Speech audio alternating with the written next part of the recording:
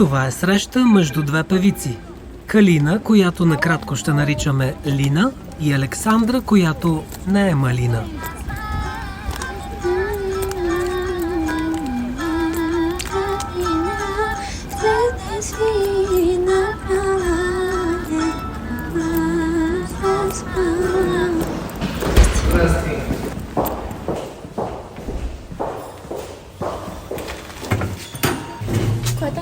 На 5. Ще духа да умерен изток-северо-источен вятър. По най-високите части вятърът ще е от северо-запад. Хубав ден.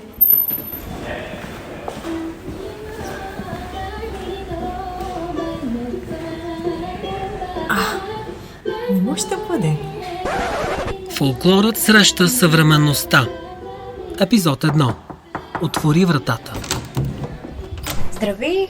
Здравей! Извинявай, ти да си Александра Борисова. Да, аз съм. Много ми е приятно, аз съм Лина. И на мен ми е много драго, Александра съм аз. Лина е музикален редактор в Националното радио, а Александра репетира в една от залите за предстоящ проект. Познах аз веднага гласа. Така ли? Да. Аз също съм певица. Само че Зная, така ли? зная, да, разбира се. Ако знаеш колко сме те слушали в училище едно време, пускахме си точно такива неща, както сега пия. Да, и си... Къде сте ги слушали? От Фейсбук, добре, че беше Фейсбук, да ти кажа. О, да, едно време аз много активно присъствах във Фейсбук пространството, когато бях тинейджър. Едни видеца с Да. пианото, Да. с музика, лаба, да, това беше много Моментни хубаво. вдъхновения, Да. И аз съм се опитвала да го правя, обаче никак не ми се получи това Ами. нещо. Много е хубаво. За нещо Много ти репетираш ли? благодаря. Какво правиш? Да, репетирам за едни записи, малко свободно време и реших да го ползотворя. И ако Фейсбук е репетиция за среща и в реалността, то личното им запознанство е фолклорен спектакъл. За миналото и за сега. Знаеш ли, скоро бях на Копривщица. Бях по работа и имах едни предавания да правя. И такива интересни хора срещнах. От възрастни до млади, невръстни, които от цялата страна те си носиха историите. Историите на рода, на живота, на фолклора от техния регион. То не бяха русали, които, предполагам, знаеш, вярва се, че могат да излекуват болен човек. Привикват го, специален ритуал с танци и музика изпълняват, като взимат болестта му, заравят в земята и така той оздравява. Пък се срещнах с едни баби, които, боже, тези баби какъв дух носеха и какъв живот. Те живеят, за да се яват точно на това място в Копривщица, за да пеят песните на родовете, на прадедите, които пък са съхранили така истинските истории от живота и са ги запазили в текста на дадена песен. И въобще едно магично място, една друга България просто. И така се върнах назад във времето. То е разкошно. Аз много обичам Копривщица. И се сещам по повод това, което чух, че пееш, да минавайки така, за това, че дечицата, като ги питах, харесва ли ви по-модерното пеене? Да. Или ви харесва изворно, което всъщност Копривщинския събор Абсолютно, представя? И те автентично, казаха, да. хубави са и двете, обаче казват, трябва да има и по-нови неща, за да са пък те стари за младите. Всъщност така да се това е предава много от поколение на интересна поколение. И това точно, което чувам пък от тебе, да. ми напомни за това. А пък аз миналата седмица ходих на гости на баба ми в моето родно село. Кое е родното село? Село Невестино в Кюстендилския край, да. Ами да, И вярно, че ти си шопкиня. Да, наскоро си говорихме точно за това. Тя ми разказа една легенда, която ми е разказвала преди време, когато съм била мъничка. Ама сега някак си я усетих на нов глас. По друг начин. По друг начин, точно така. Ако искаш, мога да ти я споделя. Как да Защото не? и ти си била в Ма Копривщица. разбира се. Да. Какво пък ти разказа папа? Ами легендата е за построяването на Кадин мост. Чувала ли си за него? Не. Той се намира в село Невестино над река Струма. Аха. Да, и всъщност свързват двата бряга на селото. Ти ли си майстор Маноли? Ти ли си майстор Маноли? Мост градил над Струма.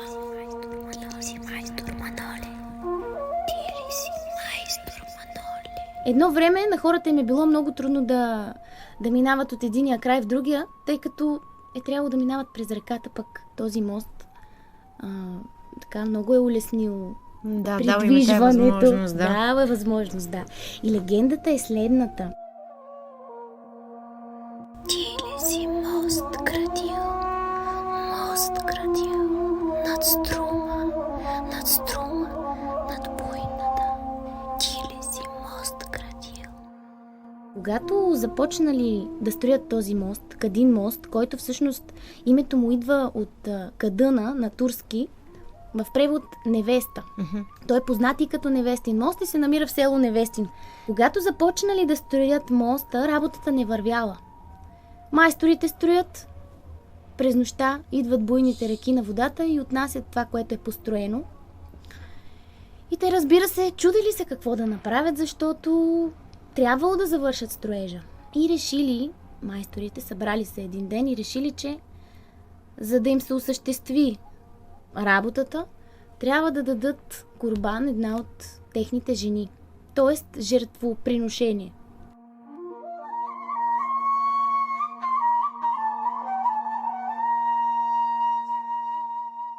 И речено сторено. Разбрали се, чиято невеста на другия ден дойде най-рано да им занесе храна, нейната сянка да вградат в основите на моста. И така е станало.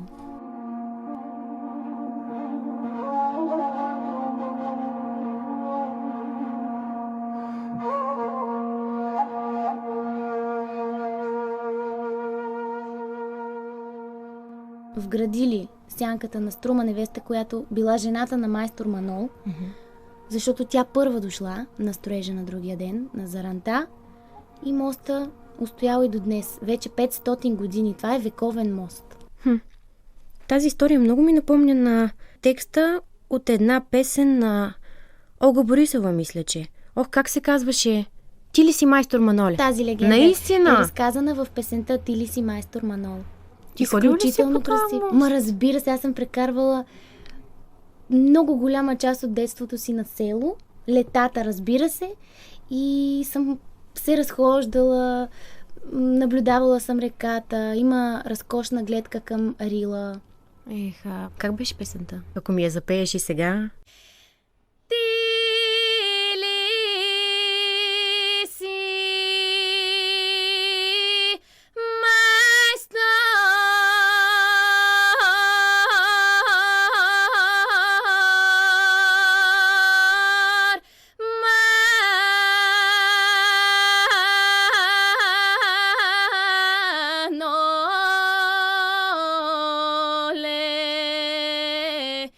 мост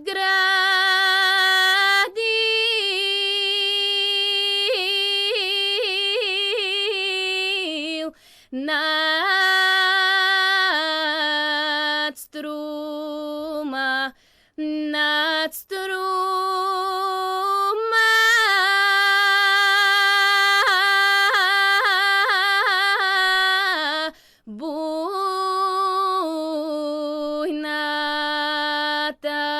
Буйната. Ти ли си майстор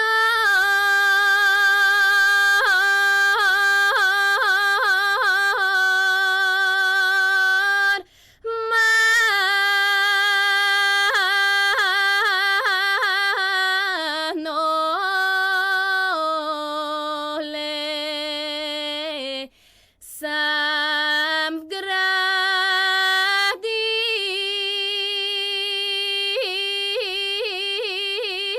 вградил в стените невеста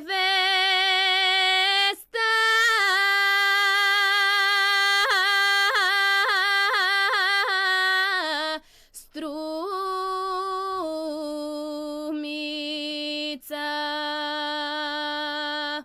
Боже, Алекс, как ме пренесе в онова село, в което не съм била. Видях моста, видях водата, чух я и си представих онази мома. Обаче гледай и народа ни какъв гений е. Как е успяла да съхрани тази история? Истинска ли е била, не е ли само едно Можем време да знае, гадаем, само да, времената да. могат да кажат, но гледай как си ги възпяли и си ги съхранили през поколенията, защото тая Абсолютно. песен е толкова стара, Но ето.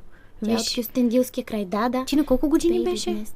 На 25 години. На 25, ето и сегашните поколения пеят сигурно и за напред ще е така, то не сигурно Дай ще Боже е да бъде така. Ще бъде така. Аз вярвам, че все повече млади хора се стремят да запазят българския фолклор и традиция. Ами дано, защото се смята, че е нещо старомодно нашата народна музика и едва ли не е интересна за сегашните ни поколения или за по-младите и бъдещето, че аз също не мисля, че Скоро е така. смятам, че това убеждение се е променило.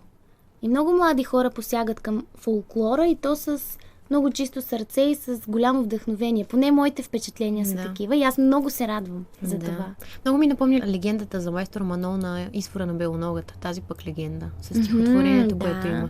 То за едно време е било много характерно за фолклора, специално Изключително характерно. вграждането в такива елементи. В стени, в основи на строежи и така нататък. Да. Те са вярвали, че всъщност това е... това дава една необикновена магична сила на материалното, на Да, точно така, на удохотворение, нефизическото. да, не физическо удохотворение, като че ли, но нали, чисто метафорично на... Сега, ако някой ти каже, трябва да вградим нещо за О! даден Бог Боже, ще помислиш, този човек е ненормален. Абсолютно. Едно време не е било какъв така. наивитет и каква чистота на душите са имали и хората. Да. Сега сме го позагубили това. А ти си от Северна България. Аз много харесвам вашия край. Да, аз съм от Плевен. И аз си го харесвам да ти кажа. Да. А знаеш ли някакви песни, които са свързани с легенда, с разказ, с мит? Наскоро научих. И така, от тема в тема идва идеята. Обаче, гледай, ние както си говорим, то си е направо да си направим подкаст, бе, Алекс. Ама направо ми, хайде, трябва да го направим. То няма фолклорен подкаст, нали? Аз поне не се сещам за такъв. Това ни беше направо като първи епизод на подкаст. Историята на майстор Манол, легендата за майстор Манол. Ех, че прекрасно, Лина. Ми да, Искаш ли да си направим? с удоволствие. Значи в следващия епизод ще ти разкажа легендите от моя край. Нямам търпение. Ти как си с времето? Ангажименти имаш ли? Доста ми е натоварено, но Ще за нещо обикаля страната, подобно, знам да, аз с да. концертчета. Ма това е много хубаво. Прекрасно, аз съм изключително благодарна, че имам тая възможност. Ами, Правим го. правим го, разбира се. Хубаво, значи аз ти имам номера, защото исках да твоя ти имам ли търся го? за интервюта. Аз ще ти звънна. Добре. Оставям те да си вършиш работата. Извинявай, ще те прекъснах, Ама няма обаче много се никакъв, радвам, беше че ми го много направих. приятно. И на мен.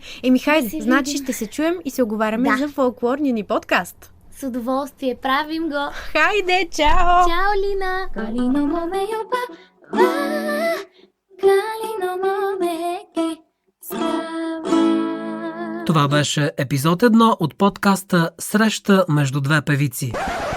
Лина, Александра. Затворете вратата.